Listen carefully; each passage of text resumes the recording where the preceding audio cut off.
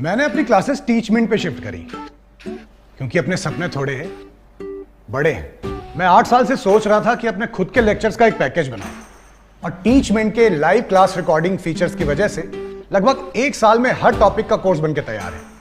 अब मेरे स्टूडेंट्स पुराने या मिस लेक्चर देख सकते हैं और जिन्हें चाहिए वो बस रिकॉर्डेड लेक्चर्स के पैकेज ले सकते हैं।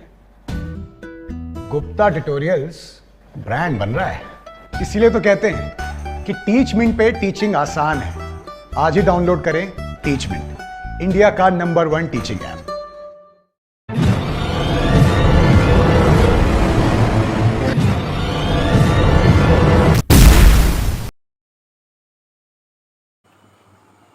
सो hi everyone, I hope you all are fine और आपकी जो प्रिपरेशन है वो एकदम अच्छे लेवल पे चल रही होगी। तो आज हम लोग सबसे इम्पोर्टेंट टॉपिक पे बात करने वाले हैं, अवॉइड सिली मिस्टेक्स। ये मिशन मार्क्स इम्प्रूवमेंट का 5th वीडियो है और उसमें avoid silly mistakes. Silly mistakes का इतना रोल होता है कि 10 से 15% मार्क्स को आपको वो डिक्रीज करा सकता है।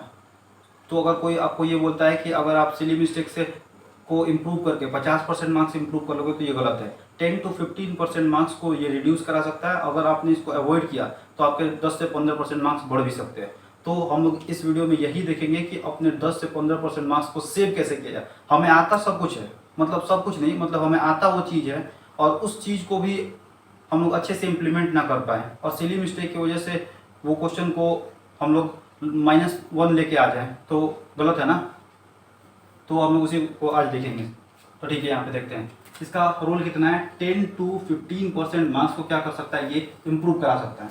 तो सबसे पहले तो हम लोग ये देखते हैं कि जो कोई भी पेपर है, मान लो कि कोई भी एग्ज़ाम है, ठीक है, इस एग्ज़ाम में आप 100 मार्क्स का ये एग्ज़ाम है, ठीक है, तो ये इस एग्ज़ाम में आप 100 आउट ऑफ 100 नहीं ला पाते हो। इसका क्या रीज़न हो सकता है? इसके रीज़न 3 है, बस 3 रीज़न है जिसकी वजह से आप मैक्सिमम आउट ऑफ मैक्सिमम नहीं ला पाते हो।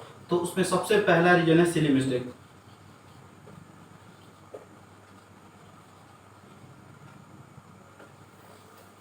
इसकी वजह से आपको 100 आउट ऑफ 100 आने वाला था लेकिन आपको 90 आउट ऑफ 100 आएगा, ठीक है। दूसरा इंपॉर्टेंट रीजन है कि टाइम मैनेजमेंट। इसको यहाँ पे लिखता हूँ मैं, टाइम मैनेजमेंट। आप एग्जाम देने गए, ठीक है, आपको सब जितने भी क्वेश्चन थे सबके आंसर आप पता थे, लेकिन हुआ क्या, एक बीच में क्वेश्चन ऐसा आया जिसमें आप थोड़ी देर के लिए रुक गए और सोचना शुरू किया। 5 मिनट उस पर आपको देना था लेकिन आपने अपने 15 मिनट उस पर लगा दिए, तो 10 मिनट एक्स्ट्रा यहाँ पे देने की वजह से आपके 2 क्वेश्चन छूट गए। इसकी वजह से आपको 90 मार्क्स ही आ पाए, तो 90 आउट ऑफ 100। और तीसरा जो सबसे इम्पोर्टेंट रीजन है वो है कि आपका सिलेबस कंप्लीट नहीं है, सिलेबस नॉट कंप्लीटेड, ठीक है। अगर मान लो कि आपका सिलेबस पूरा कंप्लीट नहीं है तो आप कैसे स्कोर कर सकते हो? तब तो आपको 80 आउट ऑफ 100 ही आएगा। तो ये 3 इंपॉर्टेंट मेजर फैक्टर्स है जिसकी वजह से आपके एग्जाम में मार्क्स फुल मतलब 100 आउट ऑफ 100 नहीं आ पाते। तो आज हम लोग ये सिली मिस्टेक वाले टॉपिक को कवर करेंगे और एकदम डीप एनालिसिस करेंगे कि सिली मिस्टेक होते कितने टाइप के और उसको अवॉइड कैसे करना है, इसको हम लोग देखेंगे।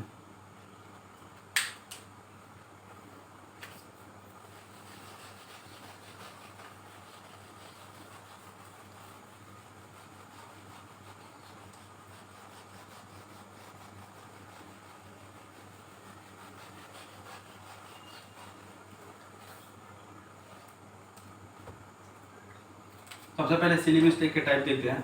तो मान लो कि 5 × 3 15 लिखना था, उसके जगह पे आप लिख के आ गए 8, ठीक है। आप उसकी जगह पे क्या लिख के आ गए 8, जो कि आपका गलत हो गया। फिर एग्जामिनर ने पूछा टिक द इनकरेक्ट ऑप्शन और आपने क्या किया, करेक्ट ऑप्शन को आप टिक करके आ गए, तो यहाँ पे भी गलत। और तीसरा, जैसे मान लो कि ट्रिगोनोमेट्री में कोई फॉर्मूला लगाना है जहाँ पे प्लस होगा और प्लस की जगह पे आप माइनस लिख के आ गए, तो इसको कॉन्सेप्चुअल मिस्टेक कहेंगे कि आपको फॉर्मूला अच्छे तरीके से याद नहीं था। तो आपको फॉर्मूला को क्या करना पड़ेगा, अच्छे तरीके से मेमोराइज करना पड़ेगा। और एक और भी मिस्टेक है, मान लो कि आप एफबीडी बना रहे हो और उसमें अपने कंपोनेंट को ब्रेक करना ही भूल गए, ये नेट फोर्स के में आपने बैलेंस कर दिया इसको, या फिर कोई भी इधर डायरेक्शन में कोई फोर्स लग रहा था, इसको मतलब लगाना भूल गया और नेट फोर्स बैलेंस करके आंसर निकाल दिया और आंसर गलत टिक करके आ गया। तो ये सब अवॉइड करना होगा आपको, ताकि आप 10 से 15% मार्क्स आपको अपने बचा सको। ठीक है, तो अब हम लोग वो देखेंगे कि इसको अवॉइड कैसे करना है। मान लो कि तुम कोई एग्जाम दे रहे हो, कोई भी मॉक पेपर ले लो, ठीक है, और मॉक पेपर में तुमने टेस्ट दिया आज, ठीक है, और टेस्ट देने के बाद तुमने देखा कि 75 क्वेश्चंस तुमने किए, उसमें तुम्हारे 15 क्वेश्चंस गलत हुए, ठीक है, और बाकी के 60 क्वेश्चन तुम्हारे सही थे। इस 15 में से 5 क्वेश्चन इसलिए गलत हुए ताकि आपने सिली मिस्टेक किया, इन चारों में से किसी एक मिस्टेक को किया, या फिर और भी कुछ सिली मिस्टेक्स थे जिनकी वजह से आपके 5 क्वेश्चन गलत हुए। आपको पता थे, इसके कॉन्सेप्ट वगैरह सब कुछ पता थे, या फिर कोई छोटी सी एरर की वजह से आपका ये क्वेश्चन गलत हुआ है। तो आपको क्या करना है कि मान लो कि ये 5 क्वेश्चन गलत हुए आपके, तो एक पेपर लेना, ठीक है, पेपर में आपको लिखना है कि मान लो कि पहला क्वेश्चन आपको गलत हुआ किसकी वजह से, कॉन्सेप्चुअल मिस्टेक्स की वजह से, ठीक है, प्लस के जगह पे माइनस लिख दिया, माइनस के जगह पे प्लस लिख दिया। दूसरा हुआ कैलकुलेशन एरर, ठीक है, एक पेज में लिखना है, ठीक है, और उसके बाद तीसरा किस लिए गलत हुआ, इनकरेक्ट करेक्ट की वजह से आपने मतलब एक क्वेश्चन और गलत किए। मतलब ऐसे आपको लिखना है, हर दिन आपको एक पेपर करना है और इस पेपर में एनालिसिस करना है कि एनालिसिस के बाद 5 क्वेश्चन या 7 क्वेश्चन जो आपके गलत हो रहे हैं वो किसकी वजह से हो रहे हैं, सिली मिस्टेक की वजह से। तो इस तरीके के पेपर को आपको लिखना है, ठीक है, और इस पेपर को लिख के आपको अपने जहाँ भी आप स्टडी टेबल पर रखते हो वहाँ पे स्टिक कर देना है, ठीक है, स्टिकी नोट्स की तरह इसको स्टिक कर दो, ठीक है, और रोज दिन इसको देखना है कि मेरे क्वेश्चंस क्यों गलत हुए थे। मतलब इसको पढ़ना है, एकदम समझ लो कि ये नोट है।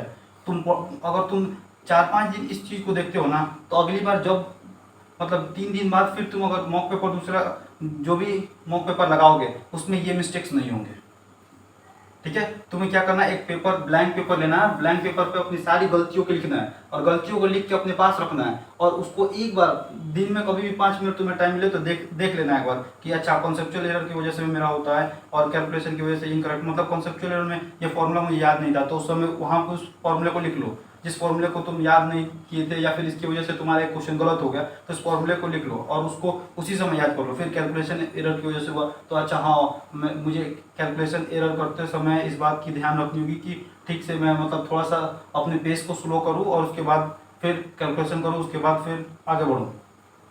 या फिर कोई अदर एरर की वजह से आपके मार्क्स कट रहे हैं तो उसको आपको पहले एनालिसिस कर लेना है, और इस पेज को पर्टिकुलर पेज को आप अपने स्टडी टेबल के पास जो वाल है उस पर आप स्टिक कर दीजिए इसको, ताकि एक बार आपको नज़र पड़े। दिन में कम से कम 5 मिनट इस पर टाइम दो, उसके बाद आपके सिली मिस्टेक्स एकदम गायब से हो जाएंगे, मतलब उसके बाद आपके मार्क्स एकदम इंप्रूव होने ही वाले हैं। उसके बाद आप अपने 10 to 15% मार्क्स को इंप्रूव करोगे, और ये सारे एग्जाम्स के लिए एप्लीकेबल है, जेई हो या फिर नीट हो या फिर एडवांस हो, मतलब मेंस हो या फिर एडवांस, कोई भी हो,